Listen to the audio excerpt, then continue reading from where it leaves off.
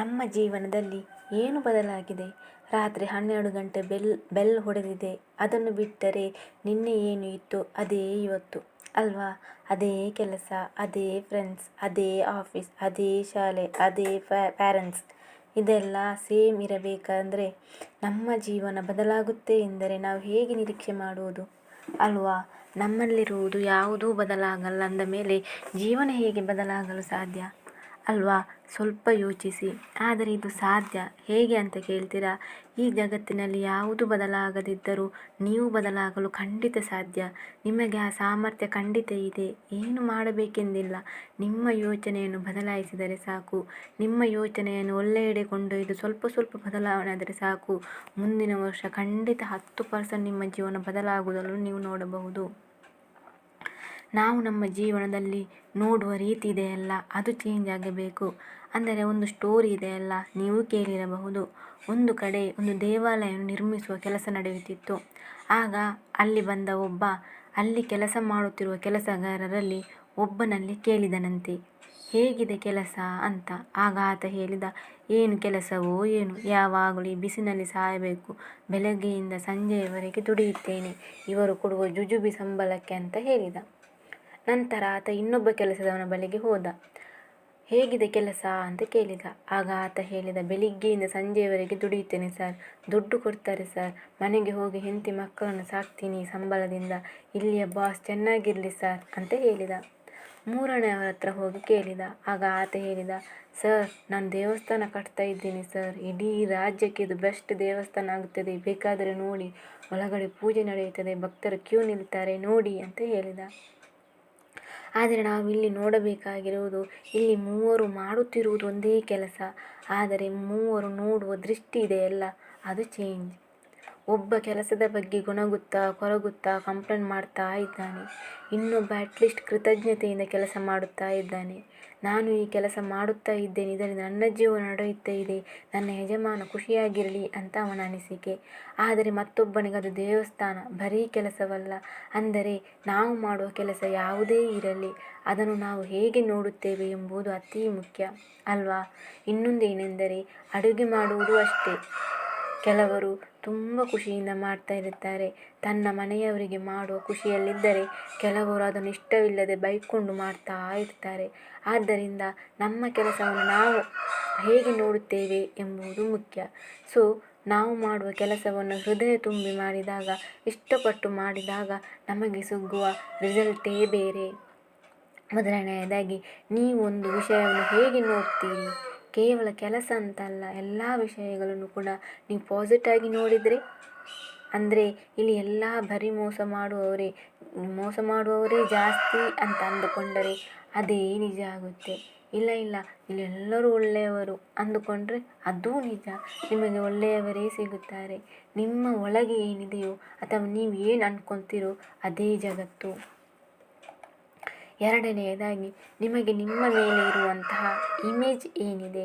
ಅಂದರೆ ಒಬ್ಬೊಬ್ಬರಿಗೆ ಅವರದೇ ಆದಂತಹ ಇಮೇಜ್ಗಳಿವೆ. ಉದಾಹರಣೆಗೆ ಈಗ ಫಿಲ್ಮ್ ಹೀರೋಗಳಿಗೆ ರೊಮ್ಯಾಂಟಿಕ್ ಸ್ಟಾರ್, ಆ್ಯಕ್ಷನ್ ಸ್ಟಾರ್ ಅಥವಾ ಚಾಲೆಂಜಿಂಗ್ ಸ್ಟಾರ್ ಅಂತ ಒಂದೊಂದು ಇಮೇಜ್ಗಳಿವೆ. ಆದರೆ ನಮಗೆ ನಮ್ಮ ಮೇಲೆ ಯಾವ ಇಮೇಜ್ ಇದೆ? ಕೆಲವರಂತೂ ನಾನು ಕಪ್ಪಗಿದ್ದೀನಿ, ಕುಳ್ಳಗಿದ್ದೀನಿ, ಸೋಡ ಬುಟ್ಟಿ, ಬಾಂಡ್ಲಿ, ದಪ್ಪ ಇದ್ದೀನಿ ಅಂತ ತಮಗೆ ತಾವೇ ಇಮೇಜ್ ಕೊಟ್ಟಿರುತ್ತೇವೆ. ಕೆಲವರಂತೂ ಕನ್ನಡಿಯ ಮುಂದೆ ನಿಂತು ಬಿಟ್ಟು ಯಪ್ಪ ಎಮ್ಮ ಥರ ಇದ್ದೀನಿ ಅಂತ ಹೇಳ್ತಾರೆ. It will make you more ಎಮ್ಮೆ. ಸೊ ಯಾವತ್ತೂ ಕೂಡ ಅಷ್ಟೇ, ತಮಾಷೆಗೂ ಕೂಡ ನಿಮ್ಮ ಬಗ್ಗೆ ನೀವು ಕೆಟ್ಟದಾಗಿ ಮಾತನಾಡಬಾರದು. ಒಂದು ನೆನಪಿನಲ್ಲಿಡಿ, ನಿಮ್ಮನ್ನು ಹೇಗೆ ನೀವು ನೋಡಿಕೊಳ್ತೀರೋ ಹಾಗೆಯೇ ಜನಗಳು ನಿಮ್ಮನ್ನು ನೋಡ್ತಾರೆ. ಸೊ ನಿಮಗೆ ನಿಮ್ಮ ಮೇಲೆ ನಿಮಗೆ ಒಳ್ಳೆಯ ಇಮೇಜ್ ಇರಬೇಕು. ಜೀವನದ ಎಲ್ಲ ಸುಂದರವಾದ ವಿಷಯಗಳಿಗೂ ನಾನು ಅರ್ಹನೆಂದು ನೀವು ನಂಬಬೇಕು. ಫಸ್ಟ್ ನೀವೇ ನಿಮ್ಮನ್ನು ನಂಬಿಲ್ಲವಾದರೆ ಜಗತ್ತು ನಿಮ್ಮನ್ನು ನಂಬುತ್ತಾ? ಯೋಚಿಸಿ. ಮೂರನೆಯದಾಗಿ, ನೀವು ಏನು ಅಂದುಕೊಂಡಿದ್ದೀರೋ ಅದನ್ನು ಕೂಡಲೇ ಮಾಡಿ. ಅಂದರೆ ನೀವೀಗ ಏನಾದರೂ ಬಿಸ್ನೆಸ್ ಸ್ಟಾರ್ಟ್ ಮಾಡಬೇಕು ಅಂದುಕೊಂಡರೆ ಕೂಡಲೇ ಹೋಗಿ ಮಾಡುವುದಲ್ಲ, ಅದರ ಬಗ್ಗೆ ಫುಲ್ ಪ್ರಿಪರೇಷನ್ ಮಾಡಿ, ಪ್ರಾಕ್ಟೀಸ್ ಮಾಡಿ, ಅದರ ಬಗ್ಗೆ ಎಲ್ಲ ತಿಳಿದು ಜ್ಞಾನ ಗಳಿಸಿ ನಂತರ ಬಿಸ್ನೆಸ್ ಸ್ಟಾರ್ಟ್ ಮಾಡಬೇಕು. ಉದಾಹರಣೆಗೆ ನೀವು ಸ್ವಿಮ್ಮಿಂಗ್ ಮಾಡಬೇಕು ಅಂದುಕೊಂಡರೆ ಸೀದಾ ಹೋಗಿ ಧುಮುಕುವುದಲ್ಲ, ಸ್ವಿಮ್ಮಿಂಗ್ ಹೇಗೆ ಮಾಡುವುದೆಂದು ಪ್ರಾಕ್ಟೀಸ್ ಮಾಡಬೇಕು. ಸೀದಾ ಧುಮುಕಿದರೆ ಮುಳುಗಿ ಸಾಯ್ತೀರ ಅಷ್ಟೇ. ಹಾಗೆಯೇ ಯಾವುದೇ ಕೆಲಸಕ್ಕೆ ಕೈ ಹಾಕುವ ಮುಂಚೆ ಅದರ ಬಗ್ಗೆ ಪ್ರಿಪ್ರೇಷನ್ ಆಗಿ ಅದರ ಬಗ್ಗೆ ಓದಿ ತಿಳಿದು ನಂತರ ಸ್ಟಾರ್ಟ್ ಮಾಡಬೇಕು. ಅದರ ಬದಲು ಎಲ್ಲ ಕೆಲಸವನ್ನು ಪೋಸ್ಟ್ಪೋನ್ ಮಾಡುವುದಲ್ಲ. ನಮ್ಮಲ್ಲಿ ಎಲ್ಲರ ಸಮಸ್ಯೆ ಇದೆ, ನಾಳೆ ಮಾಡಿದರಾಯಿತು, ನಾಡಿದ್ದು ಮಾಡಿದರಾಯಿತು ಅಂತ ಹೇಳಿ ಸಾಯುವ ತನಕ ಕೂಡ ಯಾವುದನ್ನು ಮಾಡದೆ ಜೀವನದಲ್ಲಿ ಸಕ್ಸಸ್ ಆಗದೆ ಬದುಕುತ್ತೇವೆ. ಇದಕ್ಕೆ ಕಾರಣ ನಮ್ಮ ಮಂಕಿ ಮೈಂಡ್ ಅಂದರೆ ನೀವು ಯಾವ ಕೆಲಸ ಮಾಡಲು ಸಿದ್ಧವಾದಾಗ ನಿಮ್ಮ ಮೈಂಡ್ ಹೇಳುತ್ತಲ್ಲ, ಇವತ್ತು ಬೇಡ ಕಣೋ, ನಾಳೆ ಮಾಡುವ, ನಾಳೆ ಬೇಡ ನಾಡಿದ್ದು ಮಾಡುವ ಅಂತ. ಅದೇ ಮಂಕಿ ಮೈಂಡ್. ಇದನ್ನು ಯಾರು ಜಯಿಸುತ್ತಾರೋ ಅವರು ಸಕ್ಸಸ್ ಹಾಗೆಯೇ ಆಗುತ್ತಾರೆ. ಯಾವಾಗ ನಾವು ನಮ್ಮ ಮಂಕಿ ಮೈಂಡ್ನ ಮಾತನ್ನು ಜಾಸ್ತಿ ಕೇಳ್ತಾ ಹೋಗ್ತೇವೋ ನಮ್ಮ ಕೆಲಸವನ್ನು ಕೂಡ ನಾವು ಪೋಸ್ಟ್ಪೋನ್ ಮಾಡ್ತಾ ಹೋಗ್ತೇವೆ. ಇದರಿಂದ ನಮ್ಮ ಜೀವನದಲ್ಲಿ ಯಾವುದೇ ಯಶಸ್ಸು ಪಡೆಯದೆ ನಮಗೆ ಸಿಗುವಂತಹ ಘನತೆ, ಗೌರವ ಎಲ್ಲವನ್ನೂ ಮಿಸ್ ಮಾಡುತ್ತೇವೆ. ಜೀವನವೆಂದರೆ ಇವತ್ತು ನಾಳೆ ಇದೇ ಜೀವನ ಆಗಿಬಿಟ್ಟಿದೆ. ಅದರಲ್ಲೇ ಒಂದು ಗುಟ್ಟು ಅಡಗಿದೆ. ಇವತ್ತು ಮತ್ತು ನಾಳೆಯ ದಿನವನ್ನು ಪರ್ಫೆಕ್ಟಾಗಿ ಮಾಡಿದರೆ ಮುಂದಿನ ಜೀವನ ಕೂಡ ಪರ್ಫೆಕ್ಟ್ ಆಗುವುದರಲ್ಲಿ ಸಂಶಯವಿಲ್ಲ. ಆದರೆ ನಾವು ಯಾವುದಕ್ಕೂ ರೆಡಿ ಇಲ್ಲದೆ ಎಲ್ಲವನ್ನು ಪೋಸ್ಟ್ಪೋನ್ ಮಾಡ್ತಾ ಇರ್ತೀವಿ. ನಾವು ಏನು ಮಾಡಬೇಕೆಂದರೆ ಎಸೆಯುವ ಬಾಲ್ ಇದೆಯಲ್ಲ, ಅದನ್ನು ಹಿಡಿಯೋಕ್ಕೆ ಪ್ರಯತ್ನಿಸಬೇಕು. ಎಷ್ಟೋ ಬಾಲ್ ನಮ್ಮ ಕೈ ತಪ್ಪಿದರೂ ಕೊನೆಗೆ ಒಂದು ಬಾಲ್ ನಿಮ್ಮ ಕೈ ಹಿಡಿಯುತ್ತೆ. ಅಂದರೆ ನಿಮಗೆ ಸಿಕ್ಕೇ ಸಿಗುತ್ತದೆ. ಇವರ ಮಾತುಗಳನ್ನು ಕೇಳುತ್ತಾ ಅವರು ಏನು ಹೇಳ್ತಾರೋ ಇವರು ಏನು ಹೇಳ್ತಾರೋ ಅಂತ ಅವರ ಬಗ್ಗೆನೇ ಚಿಂತಿಸುತ್ತಾ ಬೇರೆಯವರಿಗೋಸ್ಕರ ಜೀವನ ನಡೆಸುತ್ತಾ ಇರ್ತೀವಿ. ಆದರೆ ನಮ್ಮ ಜೀವನ ನಮಗೆ. ಉದಾಹರಣೆಗಾಗಿ 3 ಕಪ್ಪೆ ಹೋಗ್ತಾ ಇತ್ತಂತೆ. ಹೋಗುವಾಗ ಅದಕ್ಕೆ ಎದುರುಗಡೆ ಇರುವ ಹೊಂಡ ಕಾಣಲಿಲ್ಲವಂತೆ. ಆಗ 3 ಕೂಡ ಆ ಹೊಂಡಕ್ಕೆ ಬಿದ್ದವಂತೆ.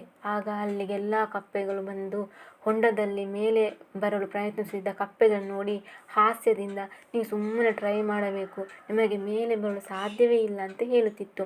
ಅದನ್ನು ಕೇಳಿದ 3 ಕಪ್ಪೆಗಳಲ್ಲಿ 2 ಕಪ್ಪೆ ಪ್ರಯತ್ನಿಸುವುದನ್ನೇ ಬಿಟ್ಟಿತಂತೆ. ಆದರೆ 1 ಕಪ್ಪೆ ಮಾತ್ರ ಸದಾ ಪ್ರಯತ್ನಿಸುತ್ತಲೇ ಇತ್ತು. ಪ್ರಯತ್ನ ಪಟ್ಟು ಹೇಗೋ ಮೇಲೆ ಬಂತು. ಅದು ಹೇಗೆ ಮೇಲೆ ಬಂತೆಂದರೆ ಆ ಕಪ್ಪೆಗೆ ಕಿವಿ ಕೇಳ್ತಾ ಇರಲಿಲ್ಲವಂತೆ. ಮೇಲಿದ್ದ ಕಪ್ಪೆಗಳು ಬೊಬ್ಬೆ ಹಾಕುವಾಗ ಈ ಕಪ್ಪೆಗಳು ನನಗೆ ಪ್ರೋತ್ಸಾಹಿಸುತ್ತಿದ್ದಾರೆ ಅಂತ ತಿಳಿದು ಮೇಲೆ ಬಂತಂತೆ. ಹಾಗೆಯೇ ನಮಗೆ ಅವಮಾನ ಮಾಡಿ ತಮಾಷೆ ಮಾಡುವವರ ಮುಂದೆ ಕಿವುಡರಾಗಿದ್ದು ನಮ್ಮ ಮೇಲೆ ಸೆಲ್ಫ್ ರೆಸ್ಪೆಕ್ಟ್ ಕೊಟ್ಟು ನಮ್ಮ ಸಕ್ಸಸ್ಸನ್ನು ನಾವೇ ಕಾಣಬೇಕು ಹೊರತು ಬೇರೆಯವರಿಂದ ನಿರೀಕ್ಷೆ ಮಾಡಬಾರದು. ನಮ್ಮ ಸಕ್ಸಸ್ ಆಗಬೇಕೆಂದರೆ ಡೈಲಿ ಪ್ರಯತ್ನ ಅಭ್ಯಾಸ ಮಾಡುತ್ತಲೇ ಇರಬೇಕು. ಇದು ಎಲ್ಲ ಫೀಲ್ಡಲ್ಲಿ ಕೂಡ ಅಷ್ಟೇ. ಈಗ ಒಬ್ಬ ಜಿಮ್ ಬಾಡಿ ಅವನಿದ್ದರೆ ಅವನು ಯಾವತ್ತೂ ಕೂಡ ಪ್ರಾಕ್ಟೀಸ್ ಮಾಡಿ ದಿನಾ ಅವನು ಜಿಮ್ ಮಾಡ್ತಾನೇ ಇರ್ತಾನೆ. ಹಾಗಾಗಿ ನಿಮ್ಮ ದಿನನಿತ್ಯದ ದಿನಚರಿ ಅಭ್ಯಾಸಗಳು ನಿಮ್ಮ ಜೀವನವನ್ನು ನಿರ್ಧರಿಸುತ್ತದೆ. ಆದುದರಿಂದ ಬೆಳಿಗ್ಗೆಯಿಂದ ಸಂಜೆಯವರೆಗೆ ನಾವು ಏನು ಮಾಡುತ್ತಿದ್ದೇವೆ ಇದರಿಂದ ಒಂದು ಸಣ್ಣ ಬದಲಾವಣೆ ಮಾಡಿದರೆ, ಒಳ್ಳೆಯ ರೀತಿ ಬದಲಾವಣೆ ಮಾಡಿದರೆ ನಮ್ಮ ಜೀವನ ಕೂಡ ಬದಲಾಗುತ್ತೆ ಅಂತ ಹೇಳುತ್ತಾ, ಸ್ನೇಹಿತರೆ, ಈ ವಿಡಿಯೋ ನಿಮಗೆಲ್ಲ ಇಷ್ಟವಾಗಿದೆ ಎಂದು ಭಾವಿಸುತ್ತೇನೆ. ಇಷ್ಟವಾದರೆ ಒಂದು ಲೈಕ್ ಮಾಡಿ ಮತ್ತು ಇದೇ ರೀತಿಯ ಹೆಚ್ಚಿನ ವೀಡಿಯೋಸ್ಗಳಿಗಾಗಿ ಚಾನೆಲ್ ಸಬ್ಸ್ಕ್ರೈಬ್ ಮಾಡುವುದನ್ನು ಖಂಡಿತವಾಗಿಯೂ ಮರೆಯಬೇಡಿ. ಕೇಳಿದ್ದಕ್ಕಾಗಿ ಧನ್ಯವಾದಗಳು.